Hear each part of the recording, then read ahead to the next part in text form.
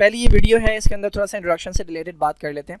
Bio energetics जो है, जिस तरह बायोलॉजी की डिफरेंट ब्रांचेस होती हैं, तो बायो एनर्जेटिक्स ही एक ब्रांच है जिसके अंदर आप बात करते हैं एनर्जी की प्रोडक्शन की, एनर्जी के कैप्चर की और एनर्जी की ट्रांसफॉर्मेशन की, एक फॉर्म से दूसरी फॉर्म के अंदर जो एनर्जी ट्रांसफॉर्म हो रही होती है। जैसे कि आपको पता है कि जो प्लांट्स हैं हमारे पास, या जो ऑटोट्रॉफिक ऑर्गेनिजम्स होते हैं, वो लाइट की एनर्जी को कैप्चर करते हैं और उसे कन्वर्ट करते हैं या स्टोर करते हैं in the form of chemical energy या फूड एनर्जी। उसके बाद फिर ये एनिमल्स के अंदर जाती है, उसके बाद फिर दूसरे एनिमल्स के अंदर जाती है। हर लेवल के ऊपर कोई ना कोई प्रोसेस होता है जिसके अंदर इस एनर्जी को इस्तेमाल किया जा रहा होता है। तो कैप्चर है, प्रोडक्शन है, ट्रांसफॉर्मेशन है, ट्रांसफ़र है एक से दूसरे ऑर्गेनिज्म के अंदर, ये तमाम चीज़ें स्टडी की जाती हैं इस ब्रांच के अंदर, कि जिसे आप बायो एनर्जेटिक्स कहते हैं। अच्छा, अब सवाल ये है कि नीड क्या है, लिविंग ऑर्गेनिज्म के अंदर एनर्जी की ज़रूरत क्या है, कहाँ इस्तेमाल होती है।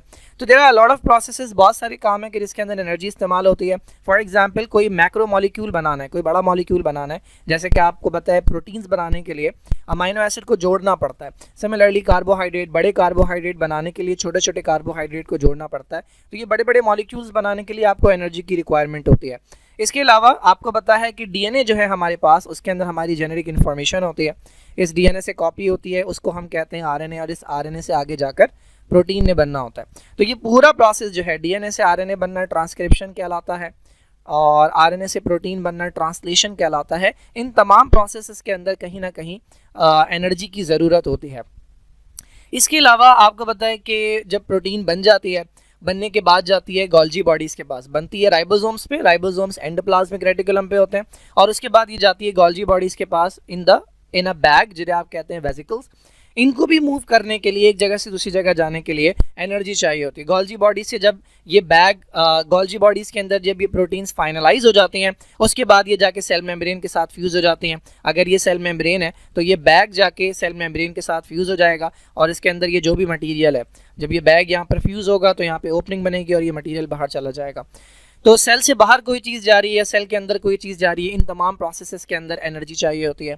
इसके अलावा ट्रांसपोर्ट ऑफ आयंस, जो आयंस हैं, लाइक सोडियम है या पोटेशियम है या क्लोराइड है, इनमें से बहुत सारे आयंस ऐसे होते हैं जो डायरेक्टली मेम्ब्रेन के थ्रू नहीं आ सकते। डायरेक्टली क्यों नहीं आ सकते? क्योंकि इनके ऊपर चार्ज लगा हुआ होता है। तो सेल की मेम्ब्रेन के अंदर कुछ प्रोटीन्स होती हैं जो क्या करती हैं, एनर्जी इस्तेमाल करके इन आयंस को सेल के अंदर या सेल के बाहर भेजती हैं। तो ये जो ट्रांसपोर्ट ऑफ आयंस है अक्रॉस द मेम्ब्रेन, इसके लिए भी ज़रूरत होती है एनर्जी की। तो ये वो बहुत सारे प्रोसेसेस हैं। इसके अलावा बहुत सारे, मसल कॉन्ट्रैक्शन की बात कर लें आप, आपका जो मसल कॉन्ट्रैक्ट करता है, मैं जो इस वक्त बोल रहा हूँ, या जो मैं जो हाथ मूव कर रहा हूँ, या मैं जो माउस मूव कर रहा हूँ, ये जो मसल्स काम कर रहे हैं, इनके लिए एनर्जी चाहिए होती है। आप जो ब्रीदिंग करते हैं उसके अंदर मसल कॉन्ट्रैक्ट करते हैं और उसके लिए एनर्जी चाहिए होती है। जो मैं बोल रहा हूँ इसके लिए पहले मैसेज आ रहा है मेरे ब्रेन से, दिमाग से जो मैसेज आ रहा है, इन तमाम कामों के लिए एनर्जी चाहिए होती है। तो ये है नीड एनर्जी की लिविंग ऑर्गेनिज्म के अंदर, इन कामों के अंदर एनर्जी जो है वो रिक्वायर्ड होती है। अच्छा, अब इस एनर्जी का अल्टीमेट सोर्स क्या है, कहाँ से आ रही है एनर्जी? तो अल्टीमेट सोर्स जो है वो सन है, ठीक है। अब इस सन से कैप्चर करने वाले जो ऑर्गेनिजम्स होते हैं हमारे पास, वो कहलाते हैं ऑटोट्रॉफ्स। तो सन से मेनली एनर्जी आ रही है और इसको कैप्चर करने वाले ऑर्गेनिज्म कहलाते हैं ऑटोट्रॉफ। कौन आता है ऑटोट्रॉफ्स के अंदर? मेनली सारे प्लांट्स आ जाते हैं, इसके अलावा एल्गी आ जाते हैं, बैक्टीरिया की कुछ टाइप्स आ जाती हैं, साइनोबैक्टीरिया आ जाते हैं। ये क्या करते हैं, इस लाइट को, जो लाइट एनर्जी है उसको कन्वर्ट करते हैं फूड के अंदर। तो फूड के अंदर एनर्जी स्टोर होती है in the form of bonds, इसे हम कहते हैं केमिकल एनर्जी। अच्छा, बहुत सारे ऑर्गेनिज्म ऐसे भी हैं कि जो इस सनलाइट की एनर्जी को कैप्चर नहीं कर सकते, जैसे कि हम हैं, सारे के सारे एनिमल्स हैं या फंजाई हैं। तो जितने भी हीटोट्रॉफिक ऑर्गेनिज्म हैं वो ये काम नहीं कर सकते। तो वो एनर्जी किससे हासिल करते हैं? तो वो इनके ऊपर डिपेंडेंट होते हैं। ऑटोट्रॉफ को खाने वाले जो है, इनसे एनर्जी हासिल करने वाले जो है, वो हीटोट्रॉफ कहलाते हैं। तो किसी ना किसी तरीके से एनर्जी की जो डिमांड है वो पूरी की जा रही है, या तो सन से कैप्चर की जा रही है, या कैप्चर करने वालों से कैप्चर की जा रही है, या फिर फर्दर इनको भी खाने वाले और ऑर्गेनिज्म होते हैं उनसे कैप्चर की जा रही है। तो किसी ना किसी लेवल के ऊपर एनर्जी जो है वो ट्रांसफ़र हो रही है, क्योंकि जाहिर है बॉडी के जितने भी प्रोसेसेस हैं, सेल के जितने भी प्रोसेसेस हैं, उनमें ज़्यादातर एक्टिव प्रोसेसेस होते हैं जिनके अंदर एनर्जी रिक्वायर्ड होती है। तो ये थोड़ी सी डेफिनेशन लिखी हुई है यहाँ पे, अगर आप देख लें। Capturing and conversion of this energy from one form to another in the living system and its utilization in the metabolic processes is called bioenergetics. एक और तरीके से बायोएनर्जेटिक्स को डिफाइन किया गया है क्वांटिटेटिव स्टडी। क्वांटिटेटिव स्टडी का मतलब यह है कितना अमाउंट एनर्जी का प्रोड्यूस हो रहा है, कितना अमाउंट एनर्जी का रिलीज हो रहा है, कितना अमाउंट कन्वर्ट हो रहा है। तो ये क्वांटिटेटिव स्टडी है। और एनर्जी रिलेशनशिप का कन्वर्जन इनटू बायोलॉजिकल सिस्टम, तो ये हमारे पास बायो एनर्जेटिक्स के अंदर हम स्टडी करते हैं। अच्छा, अब ये जो एनर्जी चाहिए होती है, इसके लिए हमारे पास एक अदद करेंसी है।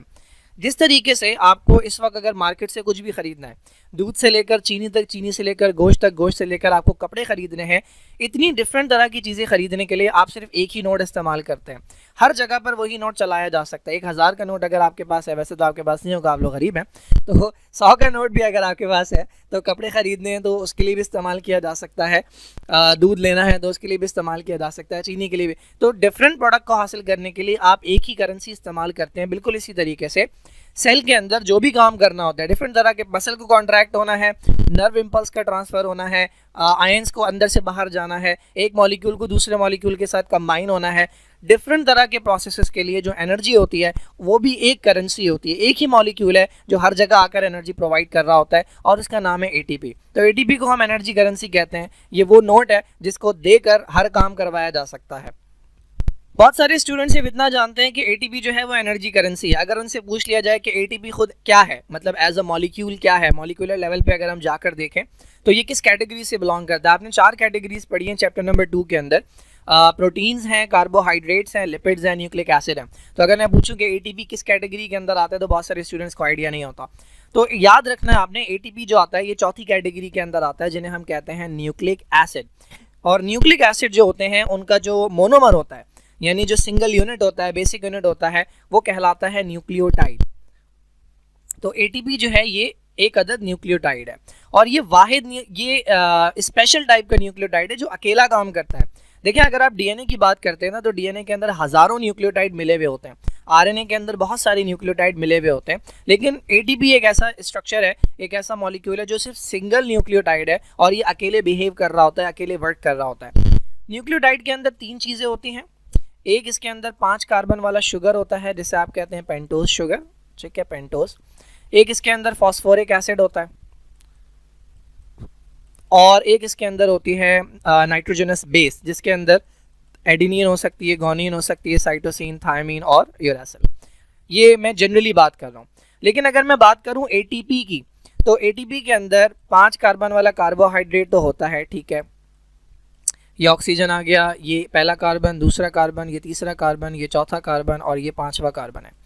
इसके 5वें कार्बन के ऊपर नॉर्मली जो है ना, न्यूक्लियोटाइड के अंदर एक फॉस्फेट लगता है, लेकिन इसके अंदर 3 फॉस्फेट लगते हैं, जब इसका नाम है ट्राइफॉस्फेट।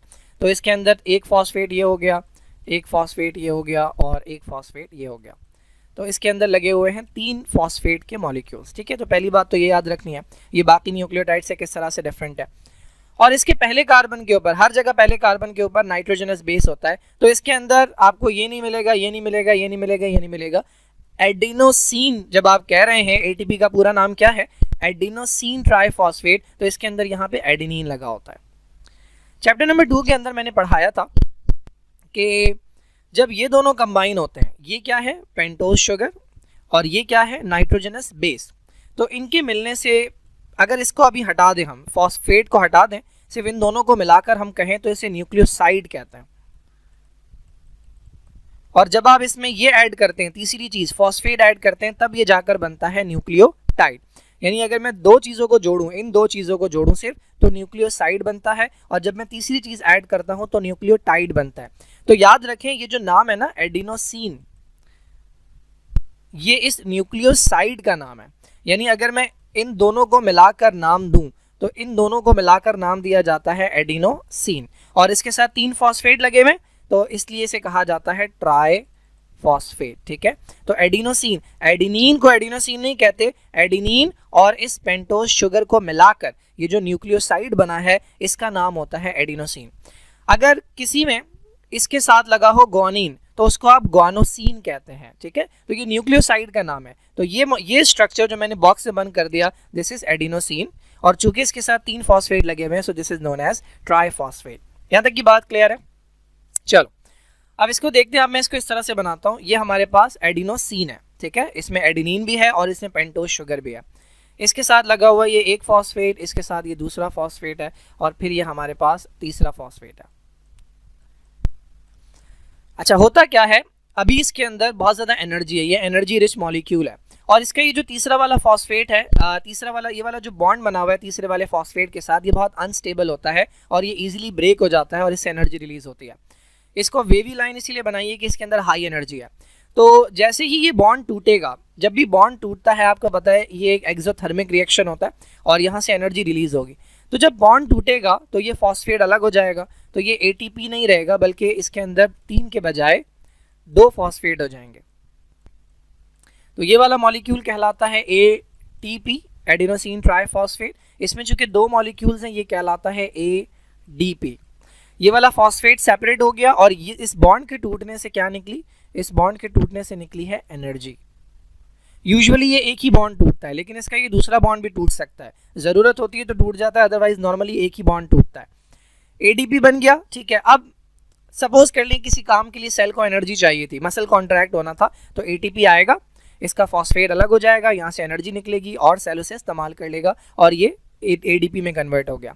आज जब आप खाना खाएंगे आपको ग्लूकोज मिलेगा, खाने में से ग्लूकोज जाएगा सेल के अंदर, ग्लूकोज को तोड़ेंगे, उसमें से एनर्जी रिलीज होगी। उस एनर्जी को हवाले करेंगे इसके, जब इसके हवाले करेंगे तो ये जो फॉस्फेट अलग हुआ था ना, ये साइटोप्लाज्म से आ जाएगा। यहाँ से आपने एनर्जी दी और ये फॉस्फेट आ गया साइटोप्लाज्म से, और हुआ ये कि ये दोनों कंबाइन होकर दोबारा से ATP बन गया। तो ये साइकिल चलती रहती है।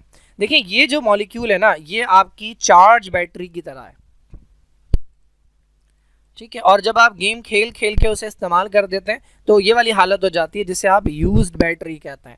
तो चार्ज बैटरी ATP है, इसमें से जब आप एनर्जी चूस लेते हैं, निकाल लेते हैं, तो ये यूज्ड हो जाती है, बैटरी ड्रेन हो जाती है, ये ADP वाली फॉर्म है। और जब आप इसे दोबारा चार्ज पे लगाते हैं तो ये दोबारा से रिचार्ज हो जाते हैं। तो ये जो ATP का मॉलिक्यूल है ये एनर्जी कैरियर के तौर पर काम करता है। जब सेल के पास एनर्जी होती है तो वो इसके हवाले कर देते हैं, और जब सेल को एनर्जी चाहिए होती है तो वो इससे हासिल कर लेते हैं, इससे ले लेते हैं वापस। तो ये एनर्जी सप्लायर के तौर पे, एनर्जी कैरियर के तौर पे वर्क करता है। तो टेक्स्ट में देख लेते हैं भाई, ATP जो है हमारा ATP जो है हमारा ये कॉमन एनर्जी करेंसी है सेल की, ठीक है। स्ट्रक्चर की अगर बात करें तो एडिनिन है जो कि नाइट्रोजनस बेस है, राइबोज शुगर है 5 कार्बन वाला जो कार्बोहाइड्रेट था, और इसके साथ 3 फॉस्फेट लगे हुए हैं। हाई एनर्जी कंपाउंड कहते हैं इसके अंदर क्योंकि फॉस्फेट ग्रुप आसानी से रिमूव हो जाते हैं। और जब ये फॉस्फेट रिमूव होता है, यहाँ अगर आप देखें तो ये मॉलिक्यूल है ATP, 1 फॉस्फेट 2 फॉस्फेट तीसरा। ये जो वेवी लाइन है एक्चुअल में ऐसी वेवी लाइन नहीं होती मॉलिक्यूल में, ये सिर्फ समझाने के लिए बनाई गई है कि यहाँ पे बहुत ज़्यादा एनर्जी है। तो जब ये ब्रेक होगा तो ये हो गया ADP, ठीक है, दिस इज ADP, और फॉस्फेट अलग हो गया, ये फॉस्फेट। और जो एनर्जी रिलीज होती है एक फॉस्फेट के ब्रेक होने से वो होती है 7.3 किलो कैलोरीज पर मोल। ये कभी कभार MCQ में पूछ लेते हैं। अच्छा, ATP ना मीडिएटर के तौर पर भी बिहेव करता है। मीडिएटर का क्या मतलब है भाई, एक प्रोसेस से जो एनर्जी निकलेगी वो ये अपने हवाले कर लेगा, इसको संभाल लेगा, और फिर दूसरे प्रोसेस के अंदर जो है जहाँ पर एनर्जी चाहिए होगी तो ये उसके अंदर सप्लाई कर देगा।